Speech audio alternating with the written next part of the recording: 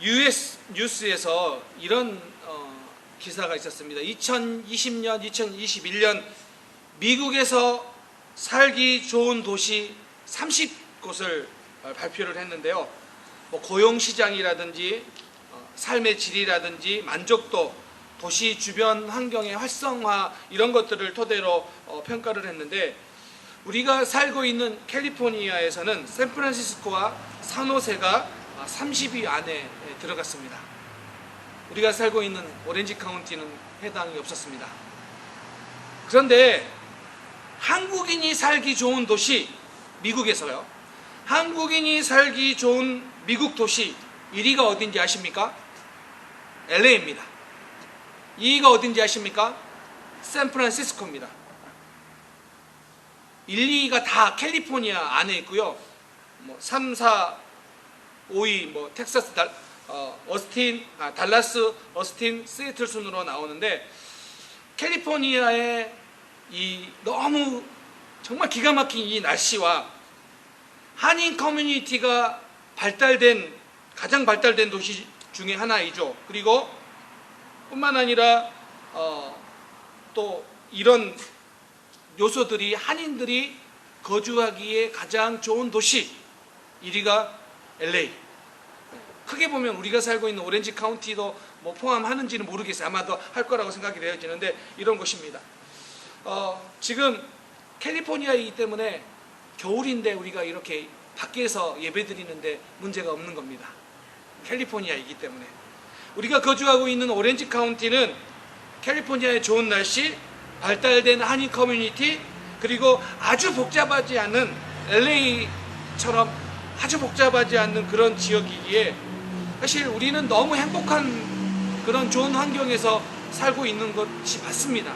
이게 사실입니다. 그리고 여러분, 오늘 같은 날씨, 겨울인데 오늘 같은 날씨, 이 날씨만 보더라도 감사하지 않습니까? 저는 그냥 이거 날씨만 해도 은혜가 돼요. 그렇잖아요. 이런 날씨 속에서 예배할 수 있다는 게 얼마나 감사한지요. 미국에 와보신 적이 없는 저희 부모님은 중부나 동부에 어떤 사건, 사고가 일어나서 한국 뉴스가 방영되면요, 걱정을 하기 시작합니다. 미국에서 무슨 일이 일어났다는데, 미국에서 산불이 났다는데, 미국에서 허리케인이 났다는데, 미국에서요. 그것도 미국에서. 모르니까요. 제가 사는 곳이 어딘지를 모르니까. 요즘 야외에서 예배 드린다고 하니까 이렇게 말씀하시더라고요. 추워서 어쩌냐. 그래서 내가 아니 지금 한낮에 어떤 사람도 반팔도 입어요. 그랬더니 반팔을 입냐고 놀랄 정도입니다. 그러니 지금 한국처럼 추운 겨울 날씨에 있는 사람이 밖에서 예배 드린다고 그러면 그것은 도저히 이해할 수 없는 상황이죠. 그렇죠. 그것처럼 혹시 저희 부모님이 생각하기에 미국 뉴스는 다 제가 살고 있는 그곳과 관련되어 있는 것처럼 잘못 알고 있는 것처럼, 성경을 읽을 때에도 우리가 이 빌립보서를 이해할 때는요, 빌립보라는 이 도시를 잘 이해해야 됩니다. 그 도시의 특성 때문에 나타나고 있는 말씀이고요. 특별히 오늘 말씀이 그 빌립보 도시를 잘 이해해야지만이 복음에 합당한 삶이 무엇인지를 우리는 더 이해할 수 있습니다. 오늘 바울이 이렇게 이야기합니다. 그리스도인으로서 복음에 합당한 삶을 살아라. 그리스도의 복음에 합당한 삶을 살아라. 정확하게 이렇게 말을 하죠. 자, 그런데 여러분, 1세기 복음이란 이 단어를 들었을 때 그리스도의 복음보다 훨씬 더 유명한 복음이 있었어요. 그래서 오늘 유독 그리스도의 복음이라고 사도 바울이 이야기하고 있습니다. 복음이라는 이 헬라어 단어가 유앙겔리온인데요, 이것은 그리스도인들이 만들어낸 단어가 아니에요.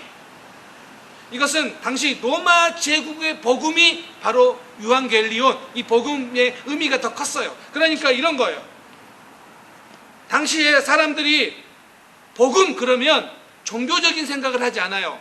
정치적인 생각을 먼저 해요. 왜냐하면 이것은 그리스도의 복음보다 더 유명한 복음이 뭐냐면 로마 제국의 복음, 로마의 복음, 이거예요. 그래서 이 복음은 뭐냐면, 이 로마 제국의 복음은 가치관이에요. 가치관. 로마 시대를 휩쓸고 있는, 점령하고 있는 가치관, 그것이 그 복음이에요. 그런데요, 이 빌립보라는 도시는 로마의 중요한 식민지였어요. 그러다 보니까 이곳에서는요, 상당수가 퇴역한 군인들이 살고 있는 곳이 바로 빌립보라는 지역이에요. 그래서 그들에게 복음 그러면 뭐냐면 먼저 떠오르는 건 뭐냐면 로마 복음이에요. 로마의 복음. 그리고 그 로마가 추구했던 복음 그 가치는 뭐냐면 이런 거예요. 힘, 명예, 정복, 복수, 부, 성공, 폭력, 이런 것들이 로마 제국의 복음이에요. 그러니까 뭐냐면 당시의 복음, 그들의 가치관은 뭐냐면 힘이에요, 부예요, 성공이에요. 이런 것들이 그들이 추구하는 가치관이었어요. 그런데 바울이 뭐라고 이야기하냐면 로마의 복음이 아니라 그리스도의 복음을 따라 살아, 이거예요. 그런데 그리스도의 복음은 뭡니까? 사랑과 자비와 겸손과 순종과 오래 참음과 다 이런 것들이에요. 그런데 무슨 이야기냐면 로마의 복음과 그리스도의 복음은요, 정반대의 것들이라는 거예요. 그런데 여러분, 어떤 가치, 어떤 복음을 붙들고 살아가는 것이 이 땅에서 성공적인 삶일까요? 어떤 것들이 더 이 땅에서의 성공에 유용할까요? 당연히 로마의 복음이에요. 이 세상의 성공을 위해서는요. 왜냐하면 고린도전서 1장 18절에서 그렇게 이야기하지 않습니까? 십자가의 도가 멸망하는 자들에게는 미련한 것이라는 거예요. 이쪽에서 보기에 이것은요, 너무 미련한 거예요. 미련한 거. 로마의 복음에서 보면 그리스도의 복음은요, 미련한 거예요. 미련한 거. 그런데 바울이 뭐라고 이야기하냐면 그리스도의 복음에 합당하게 생활하라, 이렇게 이야기하고 있어요. 그래서 어떤 일이든지 우리는 그리스도의 복음에 합당하게 생활하는 것, 이것이 중요한데, 자, 여기에서 이렇게 표현을 합니다. 그리스도의 복음에 합당하게 생활해라 라고 하는 이 생활하다라는 단어가 폴리투오마이예요. 폴리투오마이. 그러니까 이것은 흔히 우리가 어떤 것을 생활하다, 행하다라고 쓸 때 사용하는 동사가 아니에요. 바울이 보통 그럴 때는요, 페리파테소멘이라는 단어를 사용해요. 그런데 여기에서는 폴리투오마이라는 단어를 사용하는 것은 조금 다른 의미가 있어요. 그러니까 지금 폴리투오마이 이렇게 사용할 때는요, 이런 의미를 가지고 있어요. 시민권이라는 단어가 헬라어로 폴리투마예요. 그러니까 이 시민권이라는 단어의 동사형이 뭐냐면 폴리투오마이, 여기에서 오늘 본문에서 이야기하는 생활하다, 이 의미예요. 그러니까 지금 바울이 너희가 시민으로서 의무를 다하는 게 복음에 합당하게 생활하는 것이다 라는 말을 하고 있는 거예요. 그러니까 이런 거예요.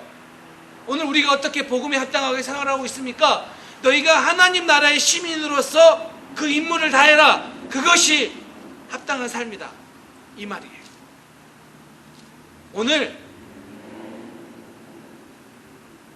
당시의 사람들은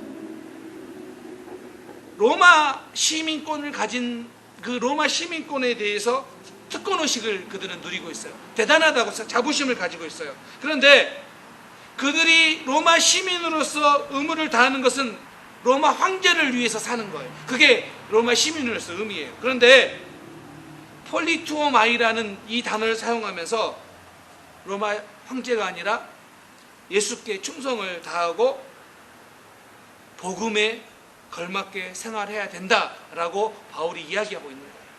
자, 그러면 오늘 이 말씀은요, 오늘 우리에게도 동일하게 적용되지 않습니까? 여러분들이 지금 하나님 나라의 시민으로서 그 의무를 다하는 게 오늘 바울이 우리에게 그리스도의 복음을 따라 살아가는 사람의 모습이라고 이야기하고 있어요. 그런데요, 당시의 로마 복음에 있는 것처럼 사실 오늘날에도 미국의 복음이 있어요. 대한민국의 복음이 있어요. 세상의 복음은 뭐냐면 이렇게 살아가면 이 땅에서 성공하고 이 땅에서 인정받는다라는 거예요. 그래서 이 땅에서 추구하는 복음들이 있어요. 사람들마다 다. 미국에서도 성공하기 위해 이렇게 살아야 된다라는 그 이야기가 미국의 복음이에요. 오늘 얼마나 많은 사람들이 이것이 하나님이 우리에게 주신 예수 그리스도의 복음인 양 착각하며 살아가고 있고, 수많은 사람들이 그걸 변질시켜 버렸어요. 자, 보세요. 오늘날 어떤 소식이 복음이에요? 어떤 소식이 굿뉴스예요? 어떤 소식이 우리에게 이건 정말 좋은 소식이다라고 말하는 것들이에요? 가난에서 벗어나는 것, 내 자녀들이 잘 되는 것, 병이 낫는 것, 성공했다고 내가 자랑할 수 있는 것, 뭐 이런 것들이 마치 예수 믿어서 복을 받았다, 예수 믿어서 잘 되었다라는 것으로 말은 예수 믿어서라고 이야기하지만 실제로는 이것이 이 땅의 복음인 양 이것을 쫓아 살아가는 사람들이 너무 많다라는 거예요. 당시에도 마찬가지예요. 오늘날 복음이 변질되는 시대에 이렇게 말하는 거예요. 너희는 단호하게 변질된 복음, 사람들이 추구하고 있는 오늘날의 복음을 거부하고 그리스도의 복음을 따라 생활하라. 이것이 하나님 나라의 백성들이 마땅히 해야 될 바이다 라고 이야기하고 있습니다. 그렇다면 오늘 바울이 하나님 나라의 시민으로서 우리에게 뭘 요구하고 있을까요? 오늘 본문은요, 하나님 나라의 시민으로 공동체 구성원으로서 어떻게 살아가야 되는지를 이야기합니다. 여러분, 우리가 하나님 나라의 시민으로서 어떻게 살아야 되는가 여러분 마음에 꼭 새기시기 바랍니다. 첫 번째는 뭐냐면 복음을 위해 협력하라라는 것입니다. 27절에서 한 성령 안에서 굳게 서고 한 마음으로 복음의 신앙을 위해 협력하라, 이렇게 우리에게 권면합니다. 근데 여기에서 우리가 이 당시 여러분 300이라는 영화를 보신 분들을 한번 떠올려 보세요.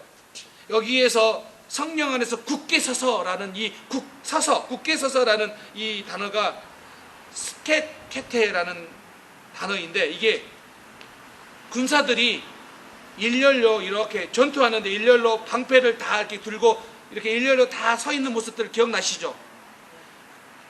적들이 앞에서 화살을 쏘거나 공격하는데 방패를 다 앞에 세워가지고 그 방패를 뚫어낼 수 없게끔 다 일렬로 서 있는 모습이 굳게 서서예요. 무슨 말인지 아시겠어요? 그러면 여기에서 핵심은 뭐냐면 어떤 한 사람의 개인의 능력이 뛰어난가가 중요하지 않아요. 여기서 중요한 것은 무엇이냐면 흩어지지 않는 거예요. 흩어지지 않는 거예요. 이게 굳게 서서라는 거예요. 성령 안에서 굳게 서서가 이와 같은 모습이에요. 우리 모두가 한 사람이 방패를 들고 그 앞에 전열을 맞춰서 굳게 자기 자리를 지키고 있는 거예요. 흩어지지 않으면 무너지지 않는 거예요. 바로 그렇게 한 성령 안에 굳게 서라는 거예요. 또 한 가지, 한 마음으로 복음의 신앙을 위해 협력하라라고 하는데, 협력하라고 하는 이 단어가 뭐냐면 쉬나뜰레오라는 단어인데, 이게 더 쉬운 말로 표현하면 같이 운동 경기를 하다예요. 그러니까 개인 종목이 아니라 단체 종목이에요.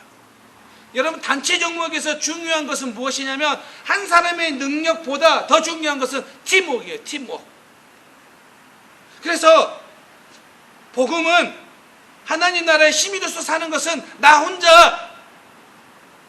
혼자면 됐지라고 살아가는 것이 아니라 서로 굳게 서서 한 성령 안에 굳게 서서 서로 협력하는 거예요.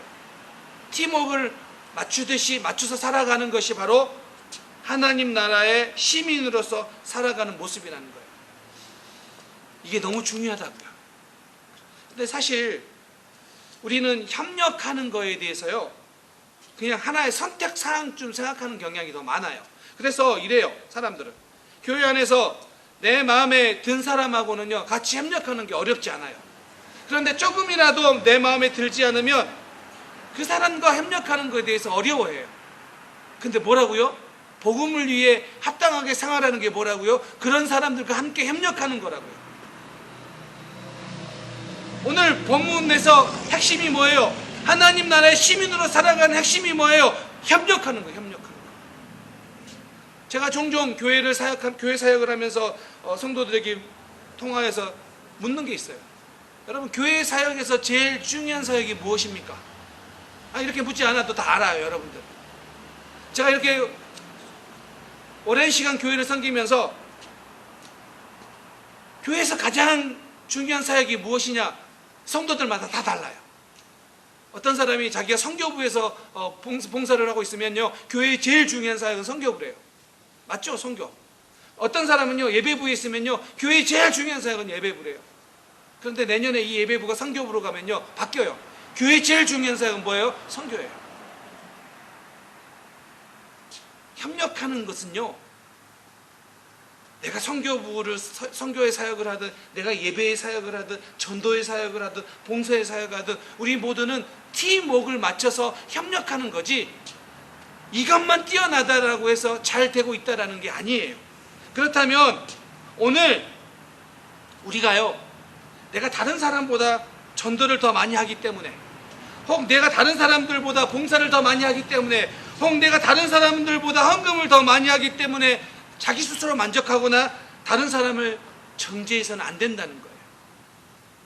하나님 나라의 시민으로 살아가는 것은 서로 협력하는 거예요. 저는 그런 의미에서 교회가 우리가 야외에서 예배 드리는데 예배를 세팅하고 또 예배를 정리하고 이 모든 것들이 한 사람 한 사람이 아니라 서로 협력해서 가는 것도 그것이 별거 아닌 것 같지만 그것이 하나님 나라의 시민으로 살아가는 거예요. 또 누군가가 우리 공동체 중에 연약한 사람이 있는데 그 연약한 사람들을 내가 할 수 있는 범위 안에서 사랑하고 내가 할 수 있는 대로 그 사람에게 관심을 표현하는 게 그게 뭐예요? 그게 협력하는 거예요. 그렇기 때문에 협력하는 것은 우리의 신앙생활에 있어서 선택사항이 아니라 정말 중요한 우리의 성도로서 살아가야 되는 모습이라는 것입니다. 사랑하는 우리 성도님들, 우리 모두 복음을 위해 협력할 수 있는 성도님들 되시기를 주님의 이름으로 축원합니다. 여러분들이 어떠한 모습이든 간에 서로 협력하는 것이, 우리가 팀워크를 만들어가는 것이 너무 중요하다는 사실을 여러분 꼭 기억하시기 바랍니다. 그러면서 바울이 하나 더 요청하는데 담대하라고 합니다. 담대하라. 이게 어떤 거냐면 당시에 혼동케 하는 사람들 때문에 어떤 사람들이 믿음의 공동체에서 이탈하는 사람들이 있었어요. 그래서 뭐라고 이야기하냐면 그리스도를 살아갈 때 이것을 이해하지 못하고 이 가치에 대해서 비웃거나 조롱하거나 이런 것들을 무시하는 사람들 앞에서 담대하라라는 거라고 이야기합니다. 그런 담대함을 가지라고 이야기합니다. 왜냐하면 우리가 하나님 나라의 시민으로 살아갈 때 우리에게 또 다른 경험하는 게 있는데 그게 뭐냐면 그게 고난이라는 거예요. 그래서 담대하라고요. 그래서 오늘 나눌 말씀 두 번째는 뭐냐면 그리스도를 위해 받는 고난은 은혜이며 특권이라는 거예요. 아마도 이 말씀이 조금은 이해가 되지 않을 거예요. 29절에 보면 그 은혜라는 단어를 특권이라고도 번역을 할 수도 있습니다. 디모데후서 3장 12절에 보면 이렇게 이야기해요. 무릇 그리스도 예수 안에서 경건하게 살고자 하는 자는 박해를 받으리라. 이 말씀을 들으면 이렇게 고민할 수 있어요. 아니, 믿음을 따라 살아가는데 왜 고난받는 것이 은혜이고 특권이냐? 어떻게 고난이 은혜가 되고 특권이 될 수 있느냐? 이렇게 질문할 수 있어요. 맞습니다. 어떻게 예수를 믿고 살아가는데 고난받는 것이 은혜이고 특권이라고 말할 수 있어요? 그건 피하고 싶은 거 아니겠습니까? 그런데 오늘 여기에서 고난이 특권이다, 은혜라고 이야기하는 것은 이 길을 아무나 가는 게 아니기 때문에 먼저는 은혜예요. 은혜 입은 자만이 예수를 따라갈 수 있기 때문에 예수를 따라가는 길 자체가 은혜예요. 그리고 특권이에요. 또 한 가지, 여기서 말한 고난은 불행이나 재난을 말하는 게 아니에요. 여기서 말한 고난은 무엇이냐면 그리스도의 복음대로 살다가 받는 불이익과 손해예요. 이게 고난으로 표현돼요. 그러면 이렇게 말할 수 있어요. 여러분이 예수를 따라 살아가다가, 예수를 따라 살려다가 여러분들이 당하는 불이익과 손해가 온다면, 손해를 경험한다면 그것은 은혜이고 그것은 특권이라는 거예요. 여러분, 이 말씀의 깊이를 이해하시겠습니까? 왜 고난이 특권이 될 수 있느냐면, 우리가 예수를 따라 살아가다가 받는 그 손해와 그 불이익이, 그 고난을 통하여 우리는 십자가에 못 박히신 예수와 연합할 수 있기 때문이에요. 이 비밀을 성경이 이야기하고 있어요. 그러니까 그냥 고난은 고난이 아니라 그 고난을 통하여 십자가에 달리신 예수와 연합하는 거예요. 고린도후서 4장 10절에요. 우리가 항상 예수의 죽음을 몸에 짊어짐은 예수의 생명이 또한 우리 몸에 나타나게 하려 함이라. 뭐라고 이야기합니까?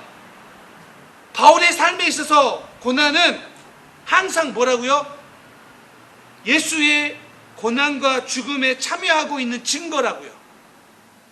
그렇기 때문에 여러분, 예수를 믿다가 당하는 고난, 불이익, 손해는요, 우리에게는 은혜이고 특권이라는 거예요.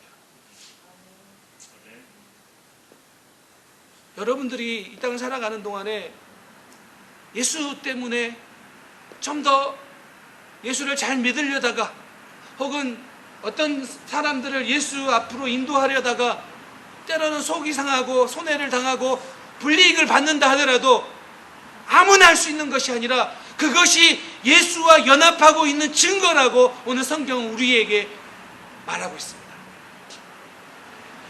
초대교회 성도들은요, 예수 믿는 것 때문에 불이익 정도가 아니라 때로는 죽음을 당할 수도 있었어요.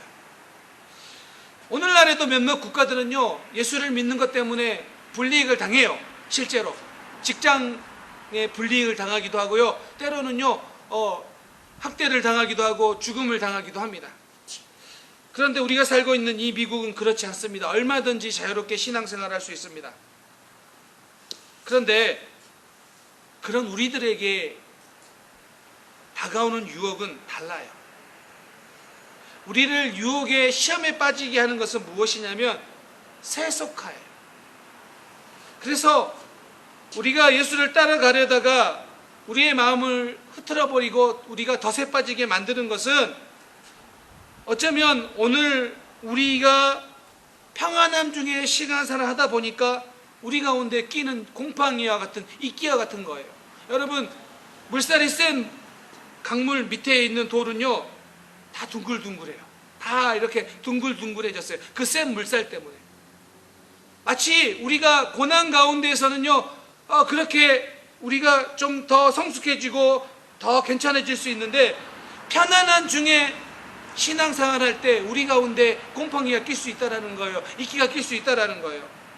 자, 오늘 복음을 따라 살아가려고 하는, 평안한 가운데서 살아가려고 하는 우리들에게 유혹하는 게 무엇인지 우리는 분명히 알아야 돼요. 오늘 우리에게 주어지는 신앙의 유혹은, 너 예수 믿으면 죽어가 아니라 예수 믿어도 편안하게 믿어, 예수 믿어도 편리하게 믿어라고 하는 이 이야기가 훨씬 더 가깝게 올 거예요. 여러분, 모세가 출애굽할 때, 이스라엘 백성들을 출애굽시킬 때 바로를 만나는데, 그 바로가 모세에게 했던 그 대답들을, 여러분, 반응들을 여러분 기억하십니까? 백성들을 내보내달라, 예배하러 가겠다라고 하니까 뭐라고 이야기합니까? 멀리 가지 마라, 광야에 가지 말고 여기에서, 애굽 땅에서 예배하라고 합니다. 애굽 땅에서 예배해. 다시 모세가 보내달라고 하니까 이번에 바로가 다시 타협함을 제시합니다. 뭐라고 이야기하냐면, 광야에서 예배를 드리기는 드려라, 그런데 가족들은 남기고 가라 라고 이야기합니다. 그래도 안 된다고 하니까 다음 타협안을 내는데 뭐라고 이야기하냐면, 너희가 가서 예배를 드리되 너희의 양과 소는 두고 가라. 지금 오늘날 이 바로의 소리가 오늘 성도들을 유혹하고 현혹하는 소리 아닙니까?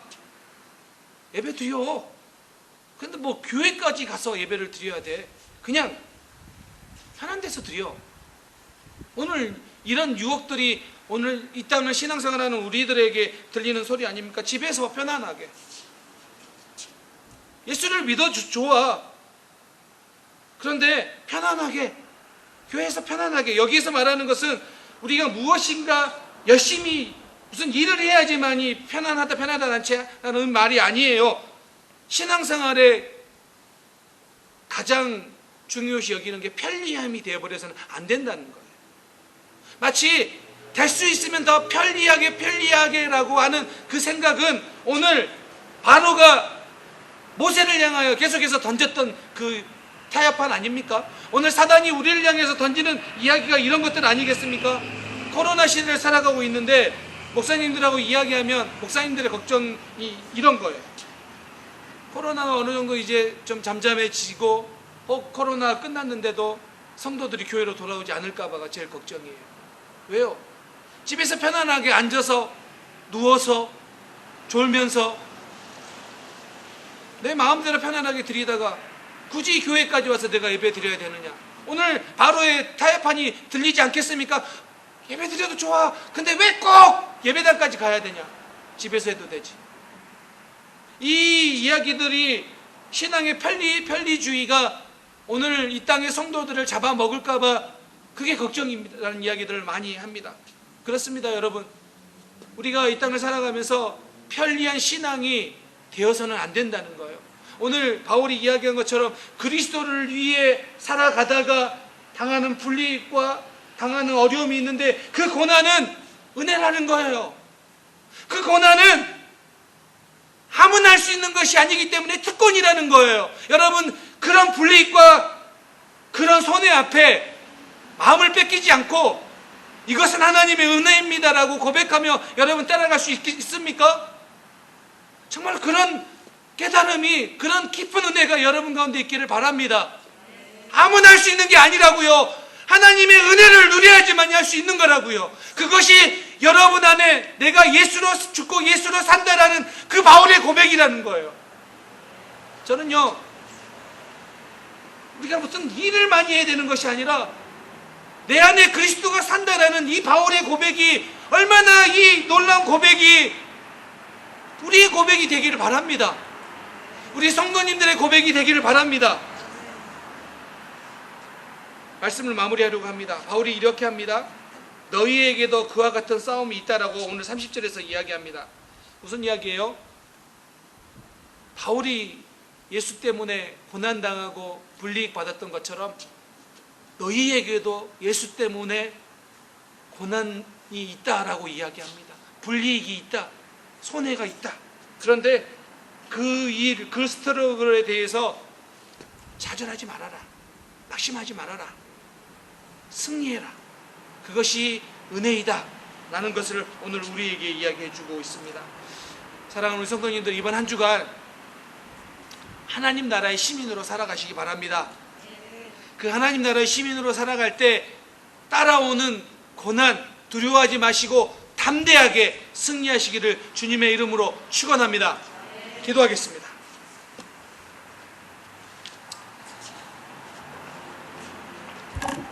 하나님 아버지,